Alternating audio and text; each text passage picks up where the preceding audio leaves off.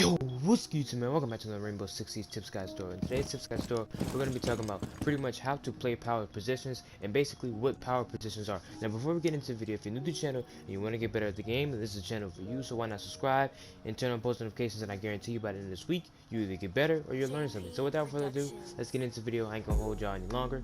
Let's go. Alright, so basically, the first thing we're going to talk about is what is a power position. Now, most people might not know what a power position is or my definition of a power position. So pretty much what a power position is basically that main part of the map. And by the way, this is on defending, is basically that main part of the map that you don't want to give up when you're defending, because it's a lot harder to defend without, you know what I'm saying, controlling this part of the map. So pretty much a power position is basically just a position like this, playing pillar, watching construction, and watching the backstairs. This is pretty much a power position, and having this backstairs control, it's really helpful because it's a lot harder to having to play from freezer or playing in the site. Once pillar gets taken control, and you don't want pillar to get control took from the enemy team, you want to always have that control, which will also lead you to pretty much win the round. So some examples of power positions on different maps is on the clubhouse, it can be playing garage, it can be playing CC, pretty much playing the wall breach in CC, or it can even be on consulate where you're playing garage behind white van, behind pipes, behind the yellow pillar, right? So pretty much how you want to play these positions, you have to play them smart. That's the main thing. You have to play them smart, and you can't die early. You have to hold them off for a decent enough time to where it's going to be really easy for you to win the round, because one, either you get a frag, or even if you don't get a frag, you basically wasted all their time and used resources, and you probably most likely shot at one of them and hit them, which did some damage to the team, right? I also want to add real quick in the middle of this video, these focal points are really important to play. They're really important, and it's a necessity almost to always have somebody in these positions. And that goes for a great example, bakery on cafe, right? You always want to have somebody playing bakery for at least enough to hold them off to where you have enough time to defend, and it basically wastes their time. You just want to play these spots. You always want to play these spots. You always want to play, let's say you're on this map right here, you always want to have someone in the attic, you always want to have somebody near the white stairs, you want to have somebody roaming.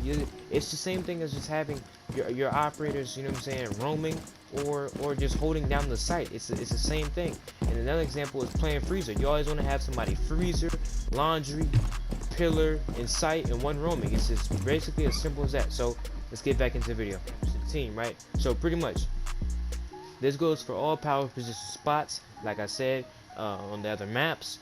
It's just how you play it. You have to play really smart. You don't want to swing too much. You don't want to do too much. You don't want to play aggressive, run up to them, you know what I'm saying, do all the extra stuff.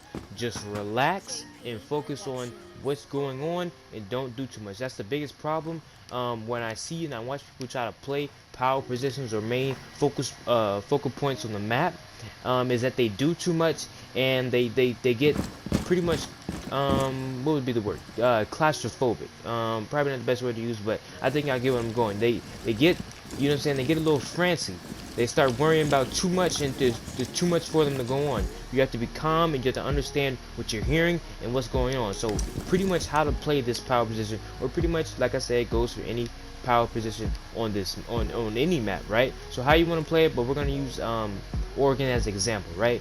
So listen, you always have to hear when you're playing, like I said, on pillar, or pretty much any other spot on any other map, right? On the power positions, right?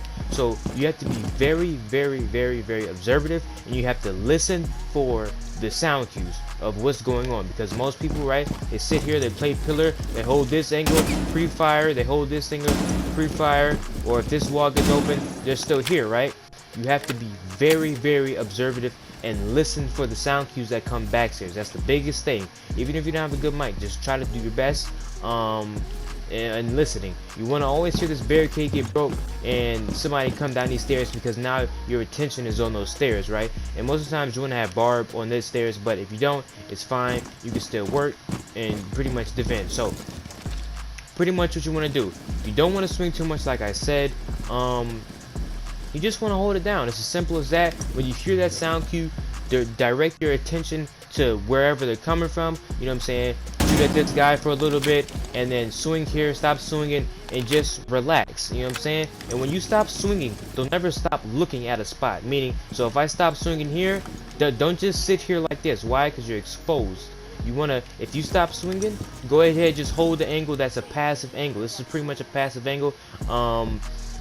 And it's not, you're not being aggressive. This is more of an aggressive angle because you're sticking your neck out and you're playing out of position, out of your comfortable position right here, which is your safe spot, because you have this tight angle and you have this whole pillar to cover you, right? So it's pretty much simple as that. Don't do too much, play smart, and know when to fall back. If it's 30 seconds left and you get you don't have a frag yet, either you have to make that right decision to either keep holding this position and hold them off, or you can rotate and move, and you can just hold a better position, because they're probably going to still think you're here, and it's going to waste their time pretty much trying to push your last known location. So that's pretty much how you play power positions and how you play those main focal spots, which is obviously another word for it, but is what I'm saying.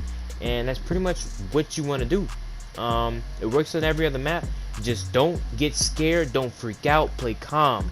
Play calm, play calm, play calm, play calm. That's literally all I can tell you. Don't do too much, and you'll be good. And don't be, you know what I'm saying, don't have the granny fingers or whatever. And just play smart, play correct, and it'll lead you to a win. And because playing these power positions are really helpful. So I hope you guys enjoyed this video. If you want to see more, any special recommendations, tips, guides, tutorial, let me know in the comment section below. If you're new to the channel, you want to, you know what I'm saying, get better, subscribe, turn on post notifications. And as usual, have a good day. It's Jobby, and I'm out, man. I got love for the ghetto, love for the hood, love for the people that turn the bad into good.